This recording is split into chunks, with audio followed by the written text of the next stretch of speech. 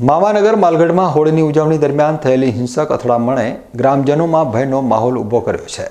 ગ્રામજનોએ નાયબ પોલીસ અધિક્ષકને આવેદનપત્ર આપીને ઘટનાની વિગતવાર માહિતી આપી છે અને આરોપીઓ સામે કડક કાર્યવાહી કરવાની માંગ કરી છે। ઘટનાની વિગત ઉપર નજર કરીએ તો ગ્રામજનોના જણાવ્યા અનુસાર હોળીના કાર્યક્રમ દરમિયાન કેટલાક ઈસમોએ અપશબ્દોનો ઉપયોગ કરી હિંસાની ધમકી આપી હતી। આ ઈસમોએ ગેરકાયદેસર મંડળી બનાવી હથિયારો ધારણ કરી ગ્રામજનો ઉપર હુમલો કર્યો હતો, જેમાં કેટલાક લોકો ઘાયલ થયા હતા। આ ઘટનાના કારણે હોળીનો કાર્યક્રમ અધવચ્ચે જ બંધ કરવો પડ્યો હતો, જેના કારણે ગ્રામજનોમાં ભારે રોષ જોવા મળ્યો હતો। આવેદનપત્રમાં ગ્રામજનોએ આરોપીઓના નામ અને તેમની ક્રિયાઓનો વિગતવાર ઉલ્લેખ કર્યો છે, જેથી પોલીસને તપાસમાં મદદ મળી શકે।